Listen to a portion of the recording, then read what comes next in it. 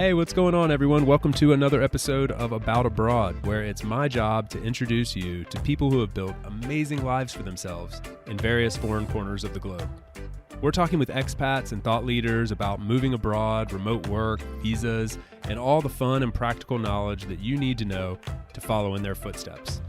If you've ever dreamed of making a life for yourself overseas, maybe working remotely or embracing long-term travel, retiring or studying abroad, or even just taking a peek inside life beyond your borders, you've landed in the right place.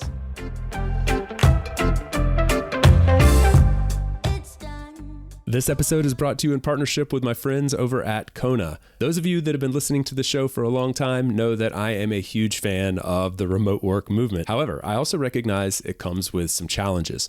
One of those challenges that plagues many remote teams is employee burnout or employee dissatisfaction with their jobs. This is really hard to monitor as a leader when your teammates are not sitting face to face with you in an office anymore. But that's what Kona was built to tackle, and they've done a phenomenal job. The co-founders over there are friends and people who have truly built something to help people and help remote workers more specifically. So I love what they're doing. It makes a huge impact for their customers, and I'm excited to partner with them here. You can find out more and get 15% off your team subscription by going to the link in the show notes and using the code CHASE at checkout. Feel free to ask me any questions. I highly recommend this product and am excited to hear what the About Abroad community thinks. Check out the link in the show notes and use the code CHASE at checkout to get 15% off your subscription. My guest today is my new friend Dan, who may possibly have one of the most interesting stories we've ever told here on About Abroad. He's obtained 4 different citizenships, traveled around the world to some of the most,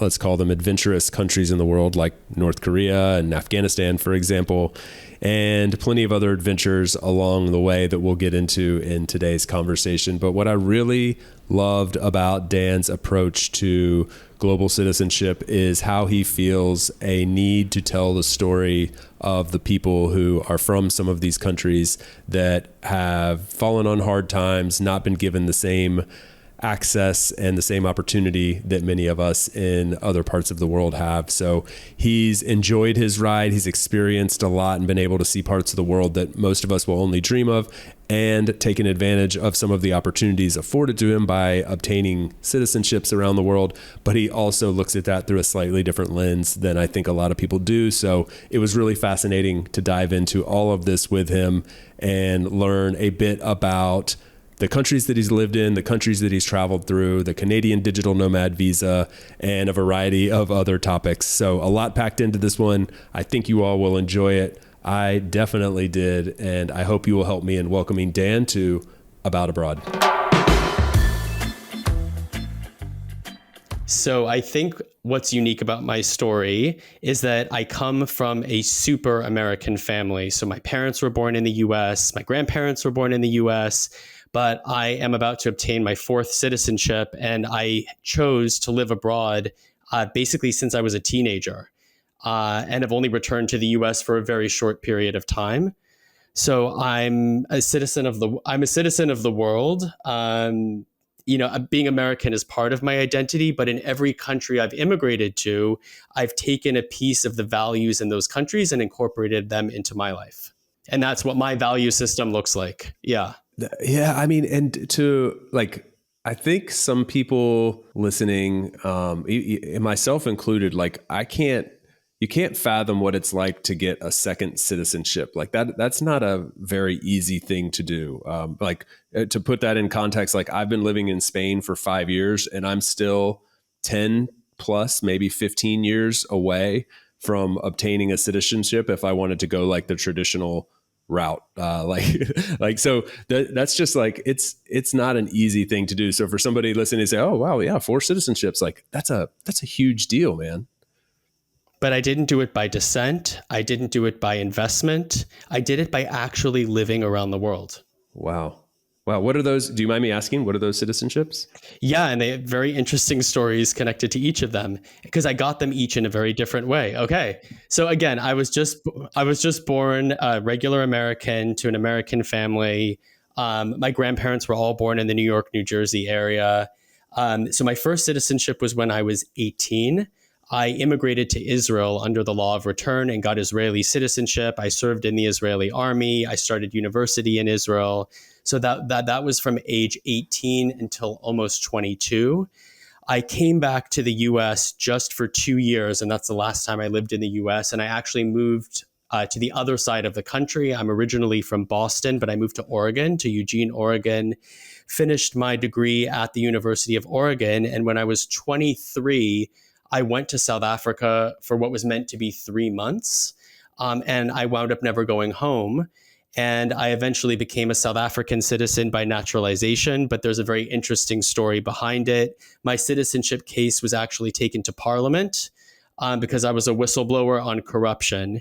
And there was a big corruption scandal around who the government was granting citizenship to. And my case was a test case that the Communist Party actually took to Parliament. Super interesting. And now I'm a permanent resident of Canada, and I'm going to be applying for Canadian citizenship next year. So that's number 4. And I'm 36. That'll be number 4. And I'm 36 years old. So there may be more on the horizon depending on where I choose to live. But I never moved to these countries with the intention of getting citizenship. When I move to a country, I become a full participant in society. I get involved in politics. I get involved in the business community. And when you're paying taxes and you really feel part of the society, why wouldn't you want to choose, who the leaders of that society are? So it's just a byproduct of living abroad. Wow, man, that is insane. I know very few people who have gotten past 2 citizenships, and I'm not like, this isn't something like you were trying to wear it as a badge of honor. You didn't set out to get these citizenships, but I love that you're convicted in this, like it's rooted in this idea that when you're there, you're going to be a full participant in society. And to really do that, I mean, that's like the big difference for me, for example, is like between being a permanent resident and a citizen of a place is essentially the passport and the ability to vote and fully participate in society. And you've managed to navigate those fairly treacherous waters for a lot of people. So kudos to you, man. Thank you. I mean, what this whole journey kind of began because I was kicked out of summer camp. I went to summer camp when I was a kid, and I was a very naughty kid. And this was after 6th grade. The camp actually said you're not allowed to return. So I had 2 choices. I could go search for another summer camp that would accept me, or I came across these teen tours to Europe and to Asia that cost exactly the same as going to a local summer camp. So I said to my parents, I'd rather go to Europe for a month with other teenagers. It's the same price than go to another local summer camp. And they said, sure. And so that's really when I started traveling. And it was around that time that I asked my father to take my brother and I to South Africa on a 1-week vacation. I don't know. I just was very interested in South Africa. I remember seeing books in elementary school about South Africa. Something about it really fascinated me.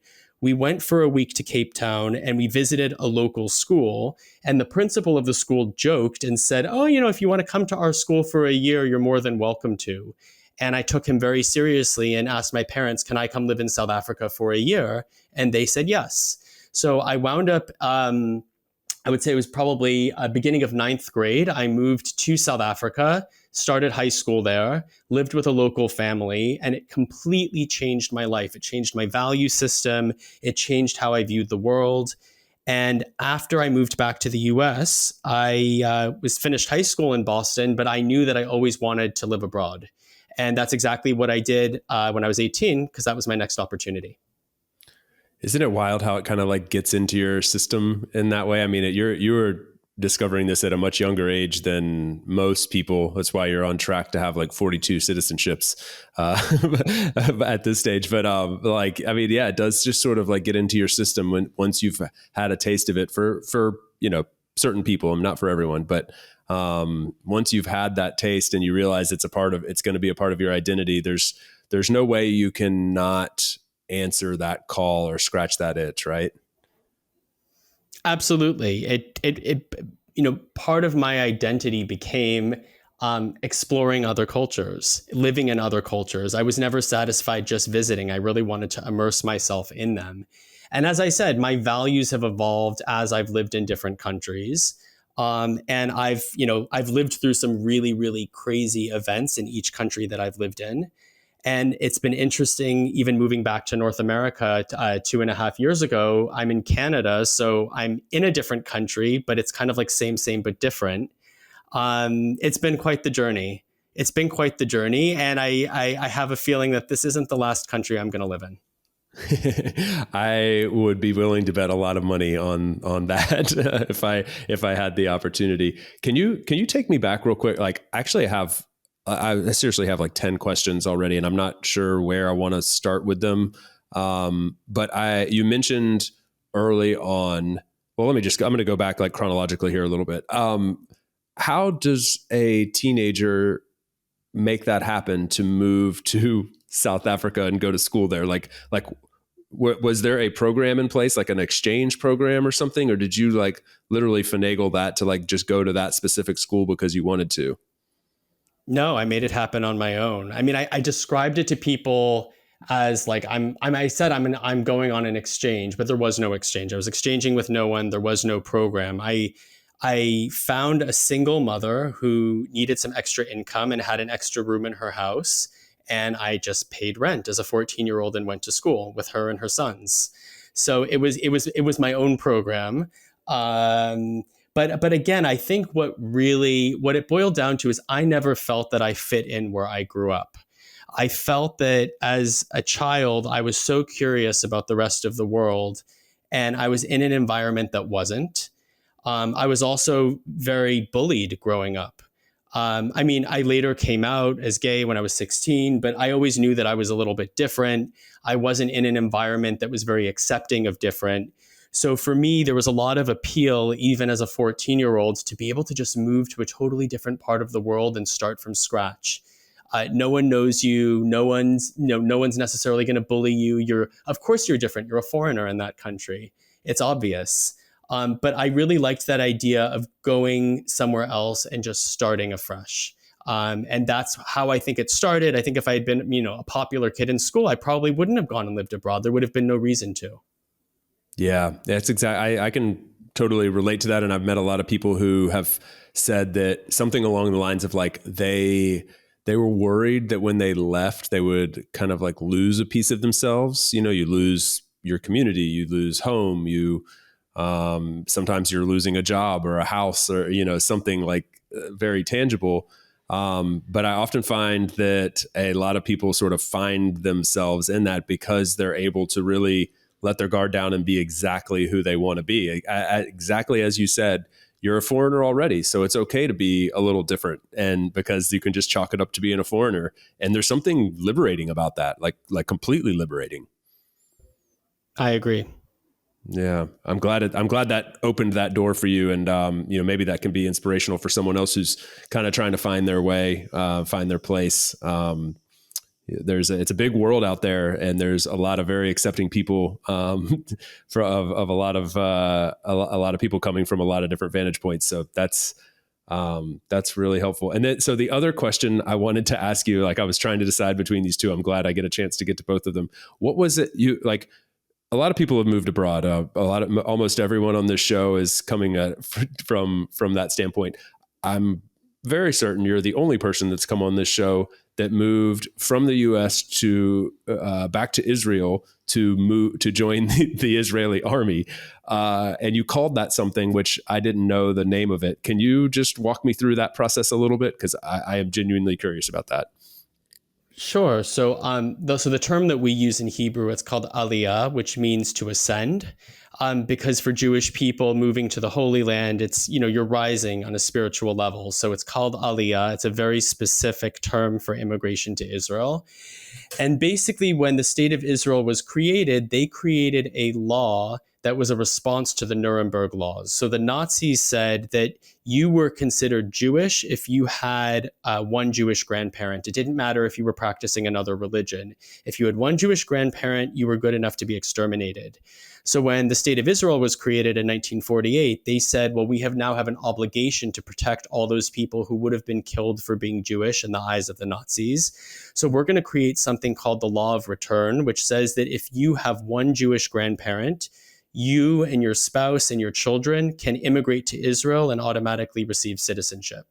So many people, I would say the vast, vast, vast majority of people that immigrate to Israel immigrate under the law of return. Both my parents are Jewish, 4 Jewish grandparents. I was approved within 24 hours. But I made the decision to make Aliyah, to immigrate to Israel, the day that George W. Bush won his second term. I remember even as a 12th grader, I wasn't happy with the direction the U.S. was going in. And I realized that if Bush was going to serve another term, I wasn't really going to be missing out that much by staying another 4 years. And it was just that little push I needed to actually do it. I wasn't ready to go to college. I think it's a huge mistake. I think a lot of kids in high school finish and they're burnt out or they're really not sure what they want to do. And rather than waste money, I said, why don't I actually take a break, explore the world, explore what I want to do. And I'm immigrating to Israel and going into this program to join the army. I was in the education corps, was a really interesting way of doing a gap year, you can say. And then eventually when I did go to university, I graduated summa cum laude, top 2%, not because I was smart, but because I was super motivated, because I had taken the time to really reflect on who I am and what I wanted to study. Yeah, I think the gap year is a thing that we totally miss out on in the U.S. It's so normal throughout much of the rest of the world, and wouldn't be seen as like a failure or like even like rebellious in any way. It's just like a pretty normal thing. And when you think about it, it makes so much sense. And I ended up taking a gap year later in after 7 years, after going straight in from high school into college straight into my quote unquote career. And then 7 years into that, I'm like, I need a gap year, man. I need to like figure out what I actually want to do with my life. And I'm, at that point, 29 or something like that, So I'm a huge proponent of it. And I guess you are as well. You did a little bit of a unique gap year, I would say, though. I did a unique gap year, but I think things may have changed in the U.S. since we were growing up. You and I are around the same age, but when I was growing up, we were kind of told, don't do a gap year because you're going to fall behind. So if you don't get a job straight after college, for example, or if you don't go to college straight after high school, you're actually going to fall behind, and other people are going to be ahead of you. Was that what you were told growing up?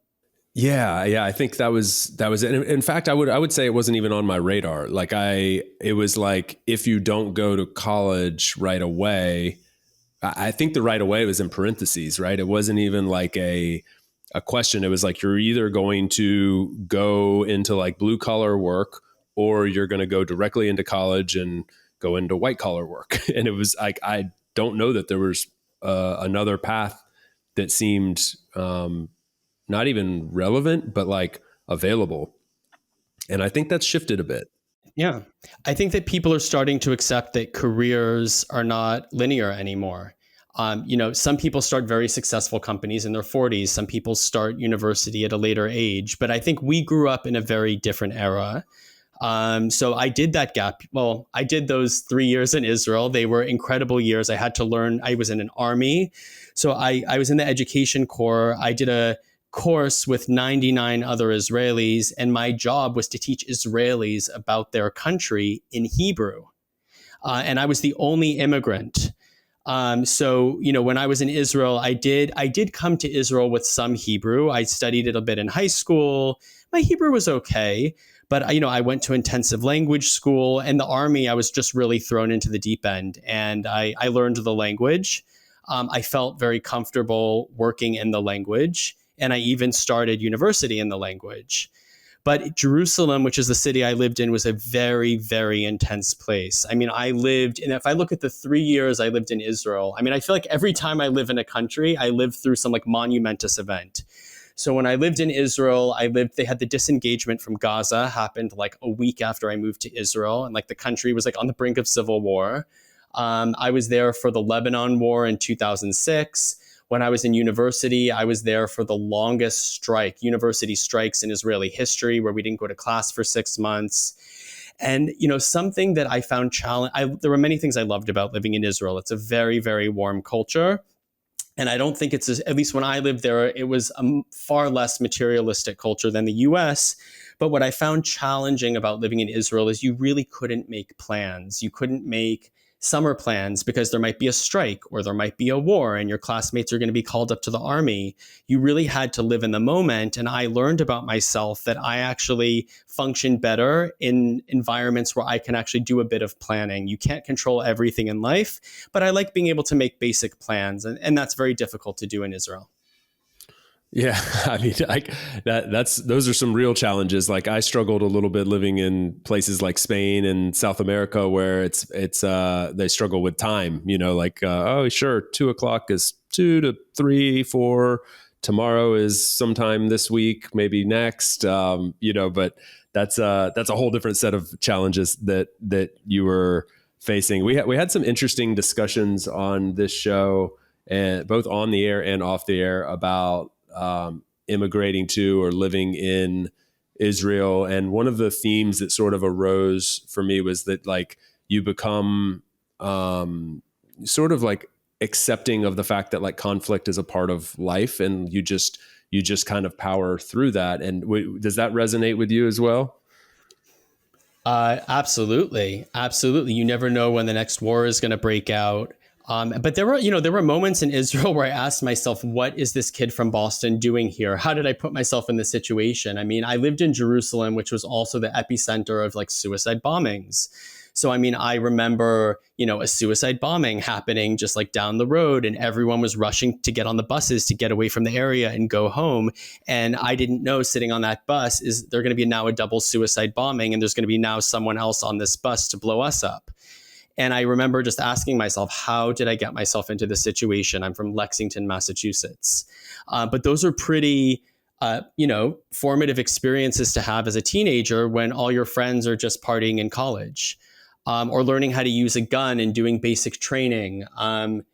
That's how I spent my late teenage years. And it definitely shaped my values. I was in a part of the world with a lot of conflict, where a lot of groups very strongly dislike each other. And I realized also for myself that, liberal values, multiculturalism, accepting the other, those are things that I really value and hold as important. And I couldn't imagine living in a country that doesn't have that. Now, the irony is that I then wound up moving to South Africa, which is a whole nother story when it comes to tolerance and accepting people.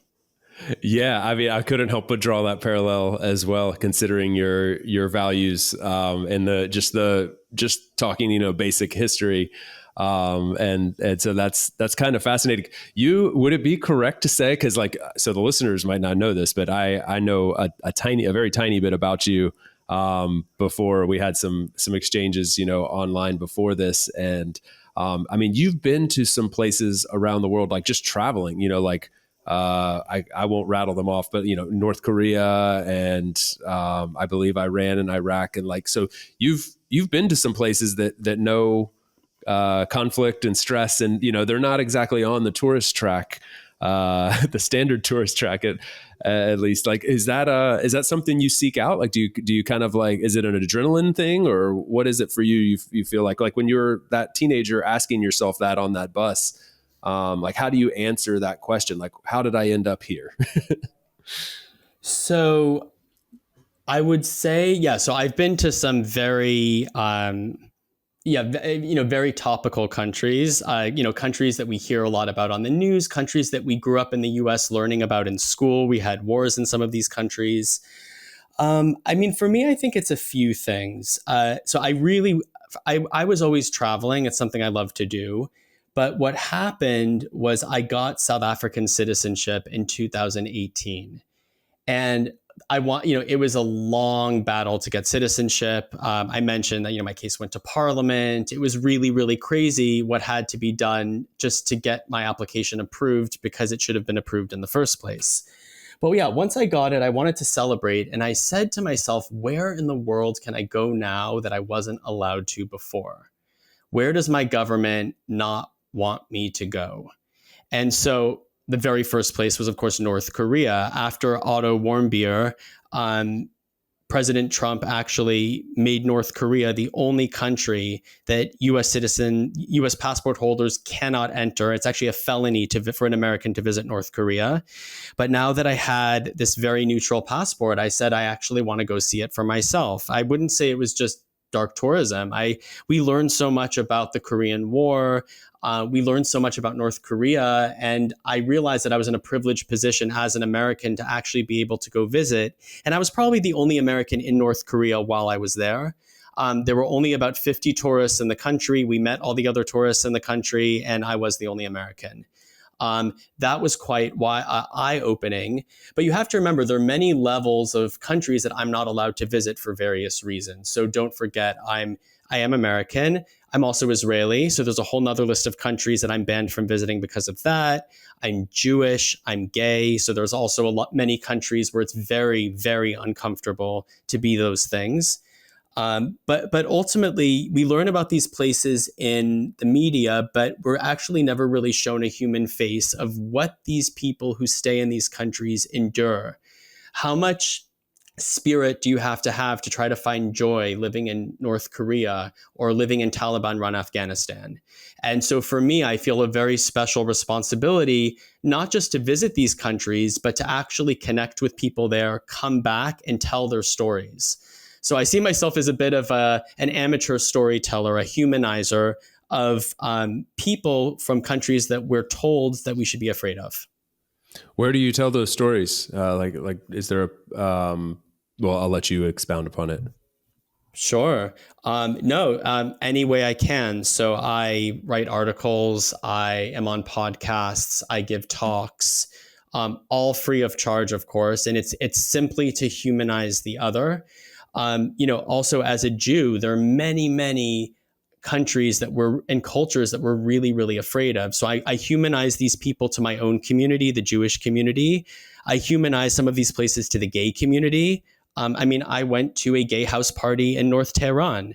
I interacted with LGBT people there. I have stories to tell. And of course, to the American community, because we're taught to be afraid of many parts of the world. And I actually am one of the few people who goes, and I have stories to tell. And my message is always that their governments do not represent the people, that the people are fundamentally good, and the biggest victims in those countries are their own citizens. These people want freedom. These people actually don't really have a huge issue with the West.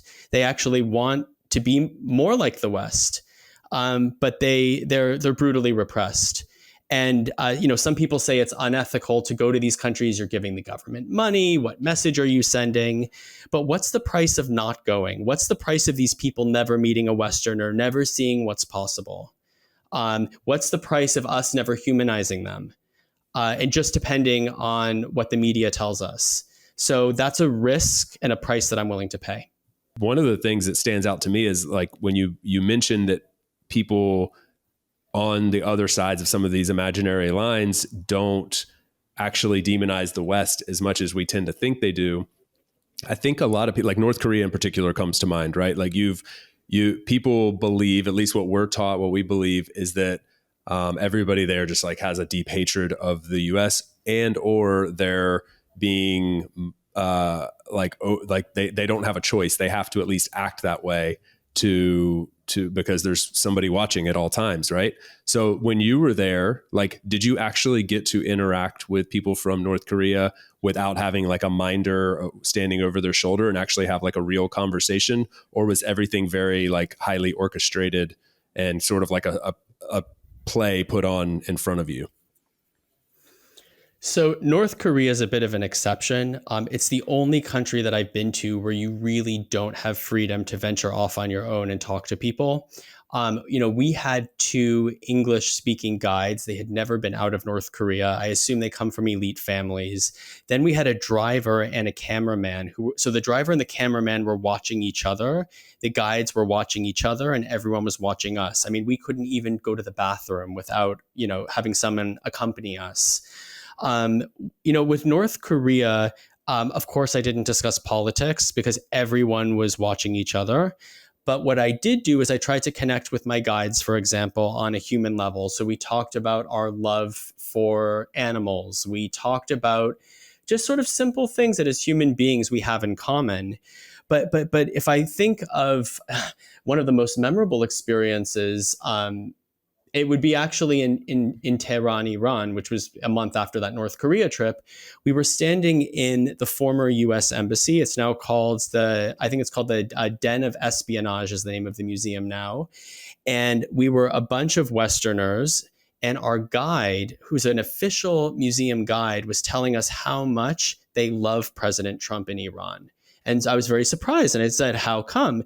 He said, because President Trump hates our government and we hate our government. The enemy of our enemy is our friend. So, it was a bit ironic standing in the former U.S. embassy hearing this. I was most challenged as an American. Again, my different identities are challenged differently depending on where I go. But as an American, I was most troubled and challenged by my recent visit to Afghanistan. I only got back maybe a month and a half ago. I was part of a group. We were almost like a test group to try to bring, to see what it's like bringing tourists back to Afghanistan. So this is a big adventure travel company. They decided to just take, 6 guinea pigs essentially. And I was totally horrified, and I am still haunted by what I witnessed in Afghanistan. And knowing the role that we played as the U.S. in stripping 20 million women of all rights. I have never in my life seen anything like this. Have you seen The Handmaid's Tale by chance? I never saw The Handmaid's Tale, no. So The Handmaid's Tale, it's Margaret Atwood's book. They adapted it into a TV show. It's basically the U.S. is like kind of a normal country, and then this religious fundamentalist regime does a coup d'etat, takes over. They strip women of all their rights, and women essentially just become vessels for childbirth. Even reading is not allowed. And so what I tell people is that Afghanistan today under the Taliban is the real life Handmaid's Tale. So 3 years ago when the U.S. was there, women were actually protected in the Constitution from discrimination. They served in government, they worked, they were doctors, they drove, they lived pretty normal lives and equal citizens, at least on paper. And the U.S. pulled out of Afghanistan. We only had, I believe, like 2,500 troops left there. And within a few months, the democratically elected Afghan government fell. And what came in was a government that now does not allow girls to study beyond 6th grade, that does not allow women to go into markets, into public parks, that does not allow female news presenters on TV to even show their faces. What prospect do you have in life when you're not allowed to study beyond the 6th grade? After 6th grade, you just sit at home and wait to be married off. Now, it would be maybe as a second wife or a third wife. Now, it would be one thing if it was always like that. But you have to remember that 3 years ago, women were protected in the Constitution. So as an American, I felt deep shame and sadness that my government allowed this to happen. But I have even more shame that we don't discuss it. When is the last time you heard about Afghan women in the media? It's very, very rare. I mean, I actually went on the White House website just to look at what President Biden was saying around the time of the pullout. And he said, we are going to keep Afghan women at the forefront of our thoughts. When's the last time you heard President Biden speak about Afghan women? We did this to them. Where were the feminists protesting when we pulled out of Afghanistan? Where are they protesting now? There is nothing worse than stripping 20 million women, half of the population, of all of their rights. And this was actually in the news, I think 1 or 2 weeks ago. The Taliban actually decided to ban beauty parlors. Now, beauty parlors are one of the only places that women can still work. So they've essentially taken like the last vestige that women have for employment away from them. And you see so much poverty in the streets of Kabul because you had many households that were headed by single mothers. And these women are suddenly now not allowed to work, and they have children. So their children are out begging in the streets. The women are all locked inside their homes. If you can imagine a country with only men, Only men. That's all you see. I was on a flight. We had maybe three women, excuse me, on the entire plane. That is what Afghanistan looks like. And we caused this to happen and we don't talk about it. And since I've come back from Afghanistan, I have written to mainstream media outlets. I've written op-eds. I've asked to go on to podcasts. No one wants to talk about it. I don't know if it's because there's an election next year or because it's so deeply shameful as Americans, but I had no idea what we did to this country until I went there myself and saw it. 100% agree. I don't think we have any idea. I mean, this was a topic of conversation, like a blip on the radar, like, oh my God, look what's happening. And then boom, on to the next thing. And I'll never fully, I'll be honest with you. I mean, one of the things that I have enjoyed a lot about living abroad, like away from the US in particular, is like getting away from the media cycle and just not being so deeply involved in it, because it's like nauseating. It's overlooking some of the like major real issues in the world and honing in on debates that don't really have a full impact on my life and just are the visual version of clickbait.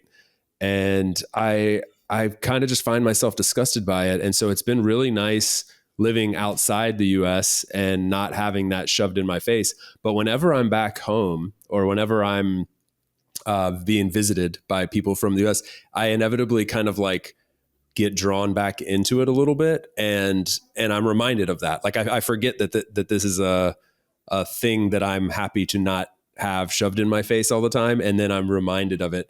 And anyway, yeah, I just think the focus is totally off base. And obviously this is, the type of the content that we should be seeing a lot more of. And I find it fascinating that, like there's like, for you mentioned, for example, like this was like a test run guinea pig kind of thing to take a group of tourists back there. And like, that's what you see, like that, like it's right there in front of you as if you were like, this is normal. And it's not normal. That's not normal in the rest of the world. But now these people have to live that every single day. Do you mind me asking, did you feel like, how did you feel in this part of the world as a gay male? Did you have any concerns or feel any, do you feel like you have to like mask your, not just your sexuality, but your identity? Like, are you using a certain passport and not the other? Are you pretending to be something you're not? You're like, oh no, I'm South African, not American. Like, how do you play that part? Yeah. So whenever I travel, because I have so many citizenships, I always, there are different things I have to take into consideration. There's the practical, where can I go visa free, or where is the visa going to be easier or cheaper, and which passport? But then, there are also things I have to think about, like consular protection, like which of my citizenships, which country will probably protect me the best if something, God forbid, happens to me. I typically travel on a South African passport. South Africa has great relations with very rogue regimes. So, for example, I had, when I was in North Korea, I wasn't nervous as a South African. They have full relations with North Korea. I was just a little bit nervous because of my place of birth. I was nervous in North Korea because if they wanted to take an American hostage, they had like no one to work with anymore, because there are no Americans that are allowed to go there. Americans can't go there anymore. So I was a little nervous about the place of birth on my passport. They'd obviously know I was really American, and I didn't want to be used as a bargaining chip, but it was fine. Afghanistan, I used my South African passport, but we had a real American on the trip who only had an American passport. He was fine. But yeah, I mean, there have been other situations I've been in that are crazy. Like I've been to South Lebanon. So I've been to I met with Hezbollah. I'm a former IDF soldier former soldier in the Israeli army. And here I am with Hezbollah in South Lebanon at the Hezbollah Museum, spending 2 hours with a Hezbollah person, understanding their view on Israel. And, being taken up in a Lebanese army helicopter. Lebanon is so cash strapped that if you pay $50, they'll take you up in a Lebanese army helicopter from an army base. And here they are taking up a former IDF soldier. So, for me, all of these experiences are just, they're so eye-opening. But I feel an obligation to humanize these people and to tell their stories as best I can when I come home. And I just want to say that I fully agree with you. So I currently live in a place called Windsor, Ontario. It's in Canada. My house to downtown Detroit is 5 minutes. And I cannot be so. I mean, there are a few things that are really interesting. Windsor was just ranked the seventh safest city in Canada, which is already a very safe country. You drive 5 minutes, Detroit was just ranked the most dangerous city in the US. So how within a 5-minute drive can you go from one of the safest cities in North America to like the most dangerous? Also, the political discourse totally changes in that 5-minute drive. You know, in the U.S., there's so much navel gazing right now. It's tribal. Whether you're Democrat or Republican, it's actually not even a belief system anymore. It's your identity, and so I feel free from that. I that's not a discourse I'm part of. I've lived out of the U.S. for long enough. I like to deal with things issue by issue. But I'm not happy culturally the direction the U.S. is heading in. I think the U.S. is missing a common purpose. Based on my experiences living and traveling abroad, countries function best when there's a common purpose that people are working towards. And I'm not really sure right now in the US what that is. And I think that's part of why we see the kind of divisions that we do. Yeah, it does feel like there's a lack of like rowing in the, like anybody rowing in the same direction. We're all just like, not even like one side's rowing real strong and the other side's kind of rowing. It's like everybody's just rowing in their own direction and the boat's just spinning in circles. Well, and that's why it's so upsetting for me, you know, trying to talk about Afghanistan with, you know, American friends or even with the US media, because, you know, again, if you say anything about Afghanistan, that means that you're against Biden, you're against the Democrats. Like that's how it's really viewed. There's no nuance. It's not issue, but you can't look at it issue by issue. So it's just been incredible. You know, there was a major U.S. news outlet, which I'm not going to name, like think the most major that you can think. It was that one. And they actually told me in writing, thank you for, you know, I smuggled hard drives out of Afghanistan. Like I have serious stories to tell from what I did and saw there that I think Americans need to know about. And they told me, thanks for pitching, but, you know, right now we're solely focusing on Ukraine. When it comes to global stories. Now, again, Ukraine is a very important. The conflict between Ukraine and Russia is extremely important. But why should one be at the expense of the other? And that's what also concerns me about how Americans are fed global news. Yeah. So I'm still processing. Why don't people want to hear what I saw in Afghanistan? You have all of these experts, you know, publishing op-eds on Afghanistan, but they haven't actually visited during the Taliban. I have. And they don't really seem to want to hear what I have to say. It might be because it's embarrassing for this current administration. It might be because there's an election next year. They don't want people to focus on it. I'm not sure. But I think, you know, in most other countries, you know, they'd be open to hearing what I have to say. And that just hasn't been the case with US media. So it also makes me reflect on what type of global news did, you know, me and my peers receive growing up. They always say that you can turn on US CNN and CNN International, and what they broadcast to the rest of the world is totally different from what you're seeing in the US. It is. I love CNN International, and whenever I'm like traveling and I'm in a hotel and they have that, I'm always like, oh, this is such a breath of fresh air.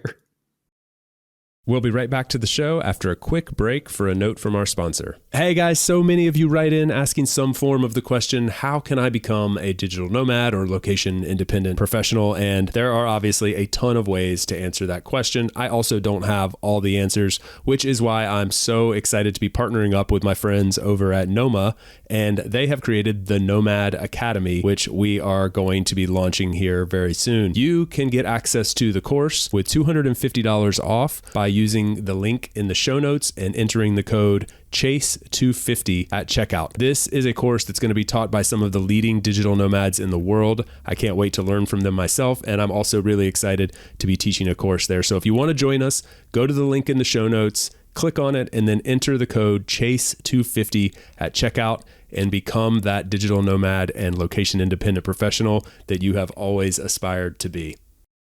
Hey guys, if you're still around and enjoying this episode, then I think you might actually like our once a month newsletter as well. If you'd like to sign up, just open up the show notes of the episode you're currently listening to, scroll down, and look for aboutabroad.com/newsletter. It takes about 30 seconds to sign up. It's a fantastic way to support the show, and I think you'll be pleased with the information that we provide every month as well. Thanks a lot for listening. Hope you enjoy the rest of the episode. Can we go back to the fact that you were a former Israeli soldier and you were riding in a helicopter with Hezbollah in South Lebanon? Can you refresh me? Can we return to that real quick? We kind of skimmed right past it. So when people ask me like, what's the scariest place you've ever been to? It actually was Lebanon. And Lebanon is actually kind of like a pretty normal destination. Most people say, why Lebanon? Well, first of all, it's because I'm an Israeli citizen. I am a former Israeli soldier, and they are our sworn enemies. It is illegal for Israelis to visit Lebanon, and it's obviously from the Lebanese side illegal for Lebanese to visit Israel. I was really, really afraid of my identity coming out during that trip. I am really afraid in certain countries of being held as a bargaining chip or held as collateral. This happens all over the world, hostage diplomacy. I mean, we've been seeing it happen in Russia now. There is an Israeli Russian academic, it was all over the news, has now been kidnapped and is being held in Iraq. So whether it's a terrorist group, whether it's an official government, like hostage diplomacy is a real thing. And especially given my identity, it's very, very real. So I was afraid. But, what I did is you create an alias. So, I said that I work for the city of Windsor in economic development. You just sort of have to have a backstory. You need to be respectful. You need to listen. But it was really, really scary. And I remember it wasn't until that plane took off from Lebanon that I breathed a huge sigh of relief. And actually, I went back to Lebanon one more time the following year. And I was less afraid the second time. But yeah, I would say some of these countries, being an Israeli citizen is probably much, much scarier than going somewhere and being an American, because, as an American, the US is eventually going to get you out. But when these are countries that, Israel is their sworn enemy, they're not always looking to do an exchange, let's say. Yeah. Worst case scenario. I think it's really fascinating because I think a lot of us would think about obtaining, residencies, citizenships, like as opening a door. And in a lot of ways it does. But in your case, in the way you framed it, it's given me a whole new perspective on how, like, kind of how messed up the world is in a lot of ways, because, and I know that's not your intent. I mean that in a like, this is an interesting way, not a negative way, but like, I never thought about it in terms of when you obtain that citizenship, you become a part of that place, and that place has enemies. That place has other places that demonize that place. So you then become the enemy of someone just by obtaining this passport, or just by having participated in 1 or 2 years of an activity. Even though the rest of your life may say something completely different, you are now that. And we kind of like look at people too often as like, oh, you are 100% X. And it's like, we're little bits of our experiences much more than we are that one thing. Yeah, I was born in the US and I grew up there and I identify as American and I love where I come from.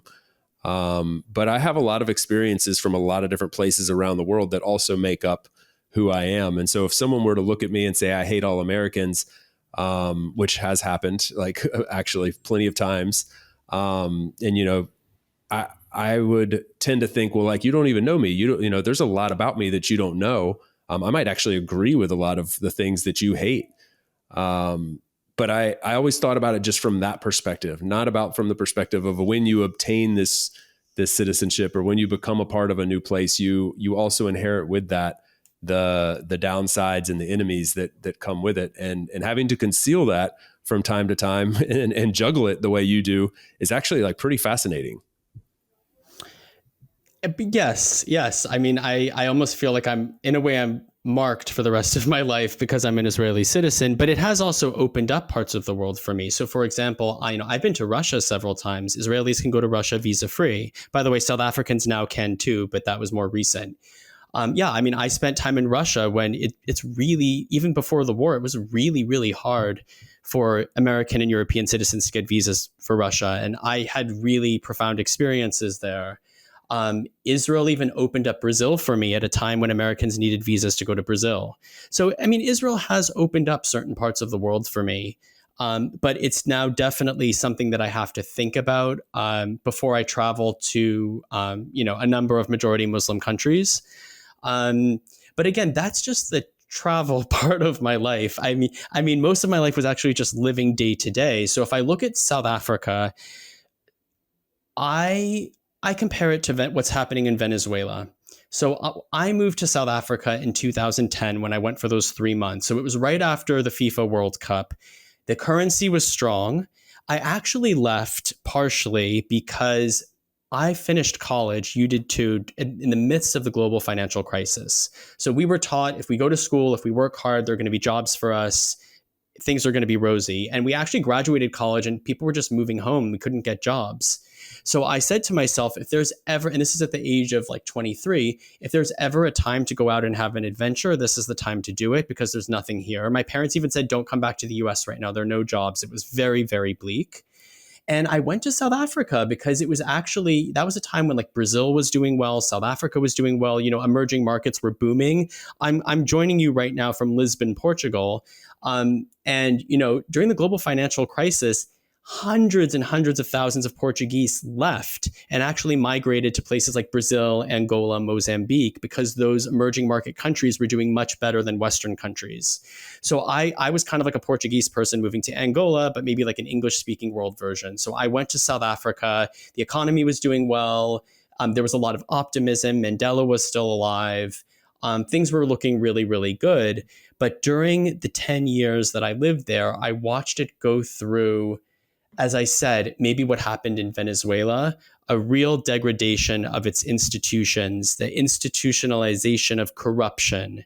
I was there for Mandela's death. I was there for so much change. And when I went to South Africa, it was 6 Rand to the US dollar. When I left at the end of 2020, it was around 15. Now it's at 19, teetering on 20.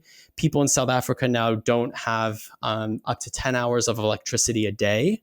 That was not the case when I moved there. So I lived through this extreme change throughout 10 years, and I fought against corruption. I spoke out against corruption in the media. I fully participated in society. But there came a point when I realized that things weren't going to change anytime soon. And I was just feeling burnt out, and I knew it was time for a change. And that's when I left in October 2020, which was also pre-vaccines in the midst of COVID, which was also a very interesting time to immigrate countries, I'll tell you. I was one of 3 people in economy class on my flight. It was right after the borders opened. So I was in the Joburg airport. All the stores are closed. I had multiple flight attendants to myself, multiple toilets to myself. They were, throwing meals at me. They had no one to serve. It almost felt like I left on a private jet. But, it's very sad for me watching what's happened in South Africa since I left, how much further the country has deteriorated. And it's a country that I love dearly. I will be voting in the elections next year. I have many people I care about who are still there. But my main message, whether it's Afghanistan, whether it's South Africa, countries change. There is no such thing as circumstances staying the same in any country. And the question is, do you want a plan B? Do you want all of your eggs in one basket? Would you invest all of your life savings into one company, or would you diversify? Iran was a very different country just 50 years ago to what it is now.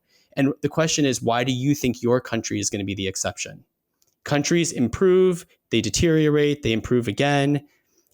That's the way the world works. And that's what I've learned from traveling and living through some really monumentous changes in different countries. It's a really good point to make. I mean, I think a lot of people that probably listen to this show, certainly me in my early years of travel, We traveled because we wanted to, because we were excited to see new places and we wanted to go on adventures and learn new languages and study new cultures, but just kind of like be a participant from that perspective. And thinking about it from a more practical way as you get a little bit older and you start thinking about diversification and what are your options, um, you know, things do change and we don't know what the future holds. And you don't want to be left with just one option. If you have some control over that, if it can be an extra reason or maybe the reason why you consider going abroad and possibly obtaining just the right to be in a place for longer than your standard 30, 60, 90 days as a tourist. And there's a lot of different routes you can go. You don't have to go as far as getting 4 citizenships or even 1 citizenship, but thinking about it from the standpoint of like security is very wise. And I remember the first time hearing somebody talk about it that way, and the light bulb went off for me in that moment because I never had, or probably 4 or 5 years, 6 years ago, that came to my attention, and I thought, actually, that's very like this is actually a very wise thing to do to make sure that you have options in life. And it doesn't just open up like the ability to be in a place. We're talking about access to having banks in those countries and having potentially a home or investments. So there's a lot that comes with that. And so anyway, I think it's something we haven't really talked a lot about on this show. And so I think I'm really happy that you bring it up because that is that's very wise to consider it from that standpoint. Well, I also think that, if I look at our adult lives for our generation, I mean, look at what we've lived through. I mean, we lived through the global financial crisis. We lived through COVID. We're now living through climate change, which is probably going to get a lot worse over the next several decades. I was able to navigate some of these global catastrophes through moving abroad. So, for example, when I went to university in Israel, it was free. So I didn't go into massive debt to go to college. I took advantage of immigration to get a free education. In many countries, you can actually obtain, if you're a resident, free healthcare. You don't have to go into tons of medical debt.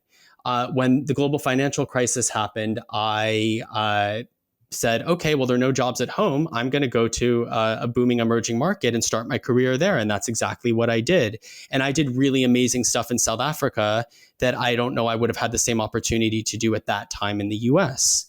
So, I always look at when I think of opportunities, I look at a map of the world. There are always better places to be than others at any given point in history. You just have to figure out for your right now, where is going to be better for you?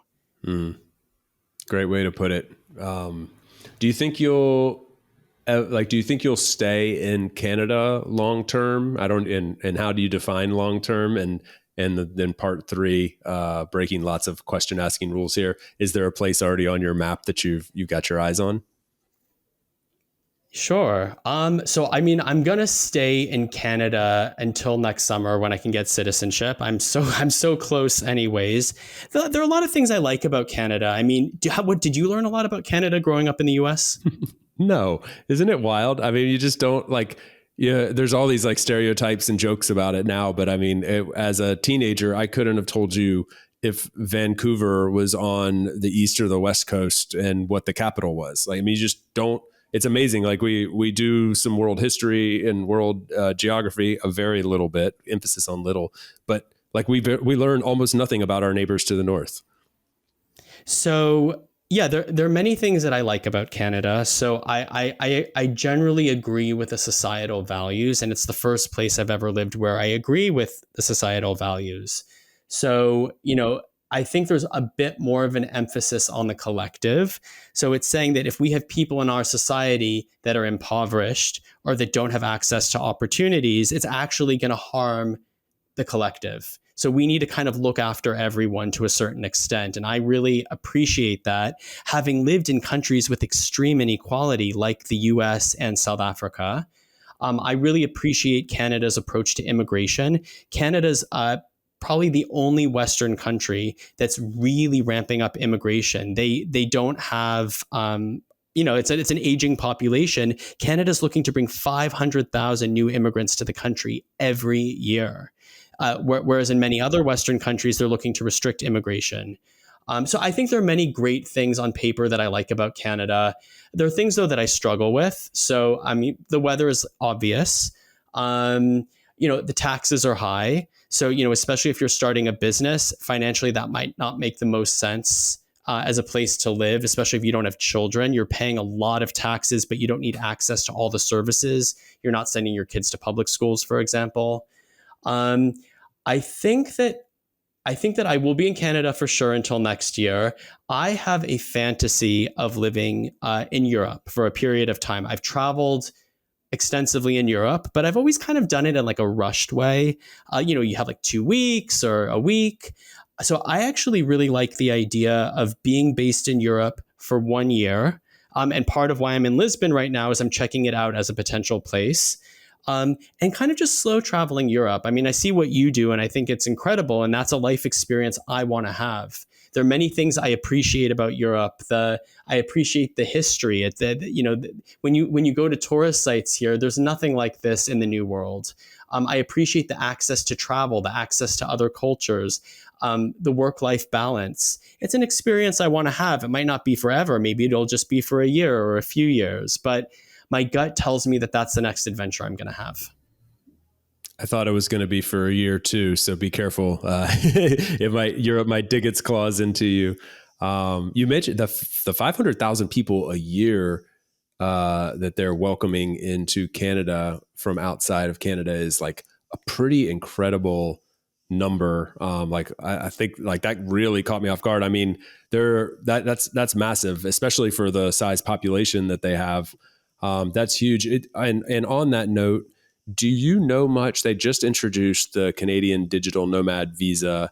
It's somewhat related in that regard, I guess. Do you know much about that? Sure. So as of right now, if you have a tourist visa or you're visa exempt, you can come to Canada and work for 6 months.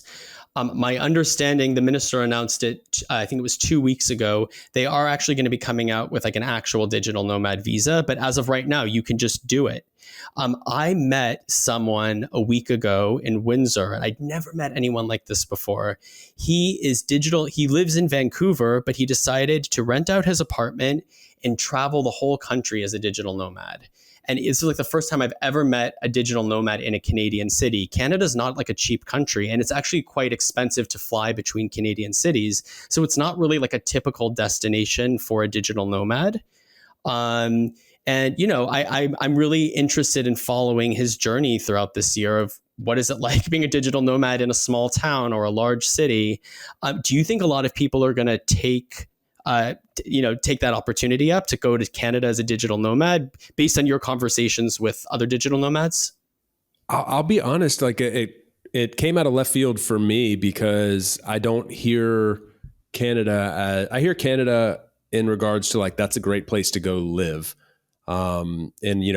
Beautiful place to go visit. If you want to go to Vancouver, like Montreal is an attractive place. I mean, there's attractive places, but I hear it in terms of like, go visit the natural beauty, or go live there. And like, that social safety net is incredible. You mentioned the approach to society and the politics and things like that. I think people are very attracted to it in that way. But when with digital nomad visas, one of the like interesting aspects to them that are different country to country are like, does it provide you like a path to long-term citizenship? And in some case it doesn't, or not citizenship, but residency. So like Croatia, for example, is got an amazing digital nomad visa that's like a digital nomad visa in its purest form. You come for 1 year, travel around here for 1 year, and then there's no extension. There's no way to stay longer necessarily. So it's not providing that path.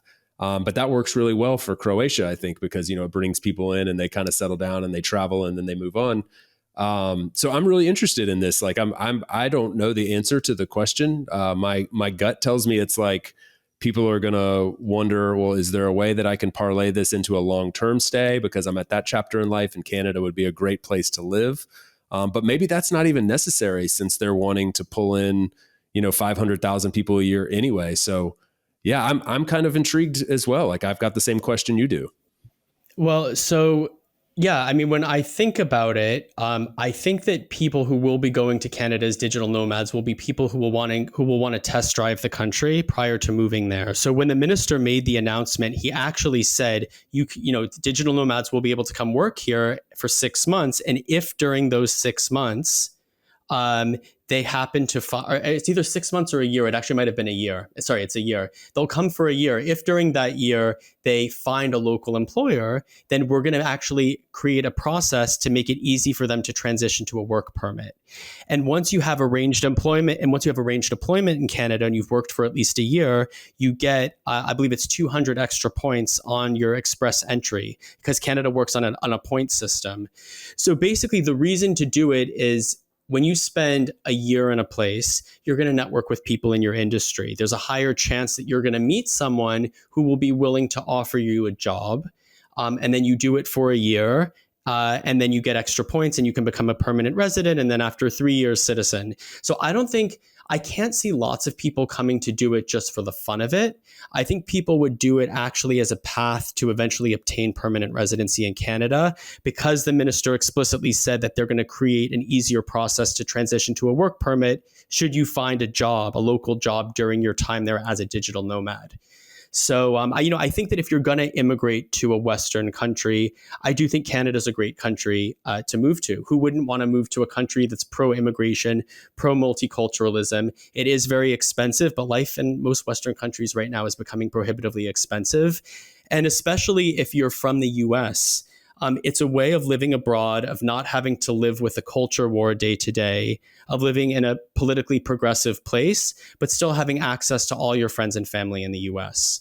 As I said, there's no reason right now for me to be homesick for the US. It's a 5-minute drive. I fill up all my gas in the US. I go to Trader Joe's. The Detroit airport's my airport.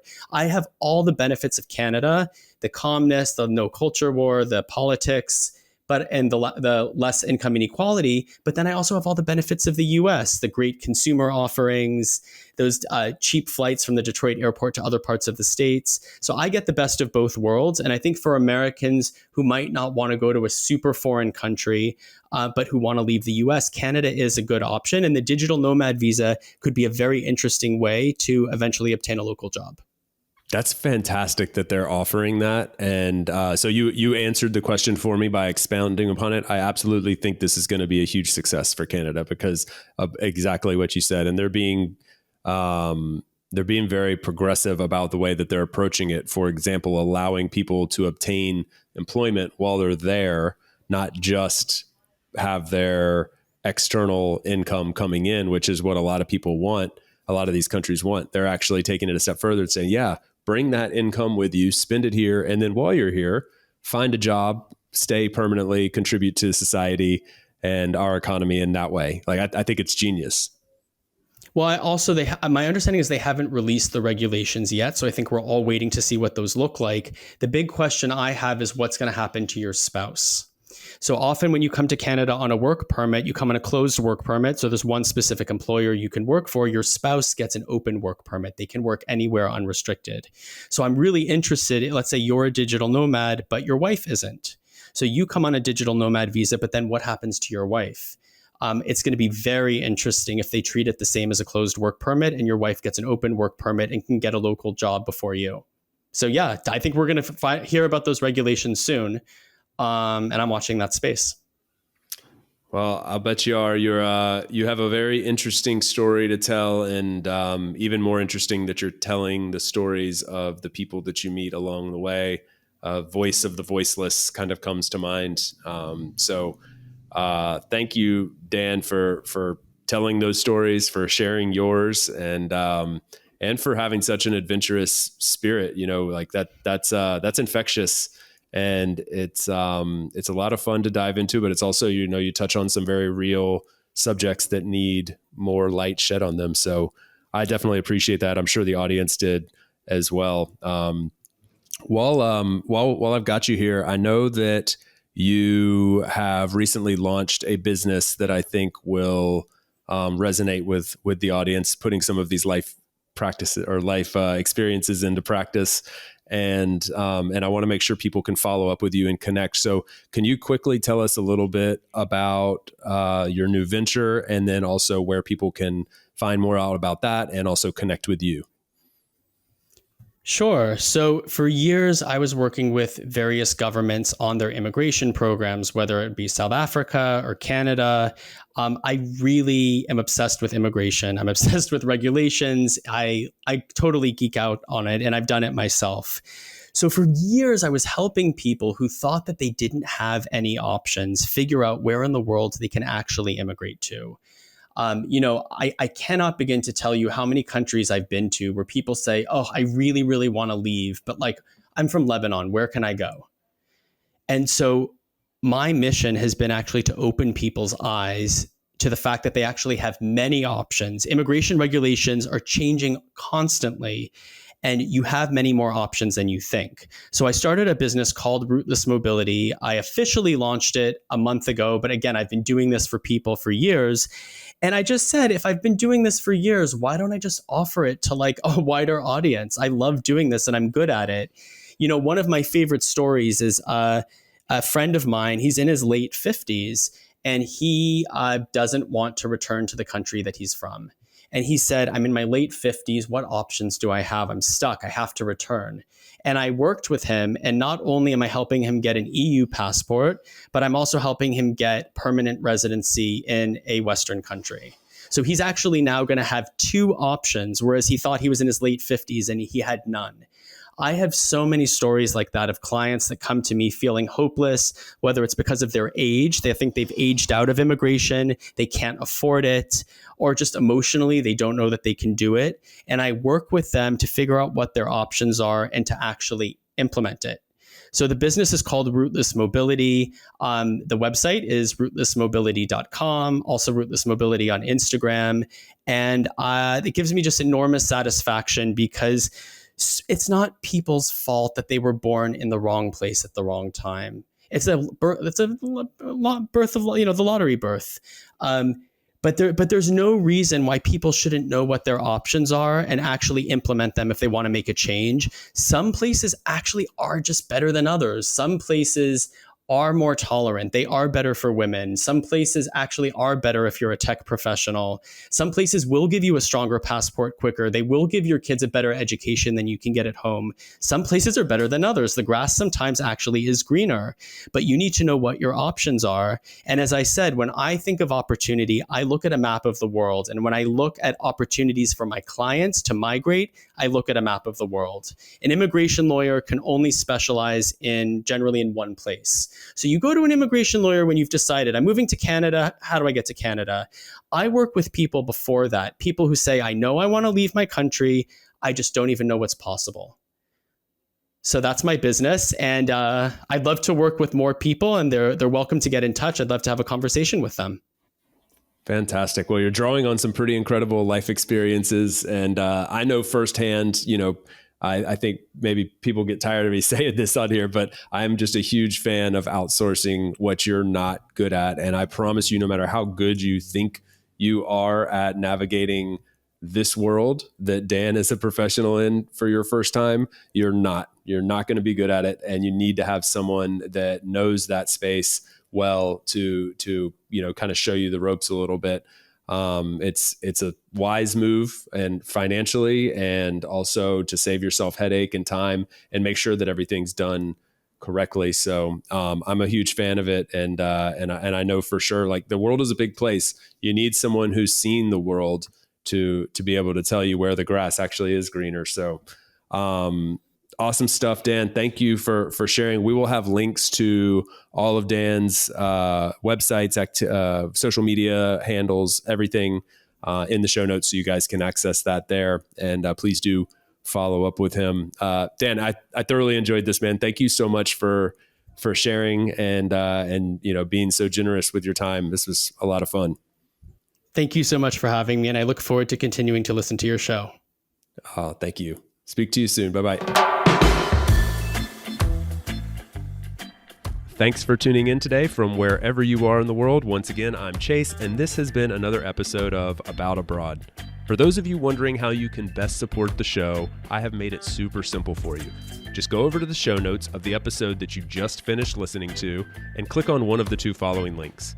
aboutabroad.com/newsletter to get our monthly newsletter, no spam, guaranteed, or ratethispodcast.com/aboutabroad, where you can quickly and easily leave a review for the show. It's not just important to me, it also helps more wanderers just like you find us. Finally, don't forget to subscribe on your podcast platform of choice, and we will see you again next week. Thanks again. Hasta luego, amigos.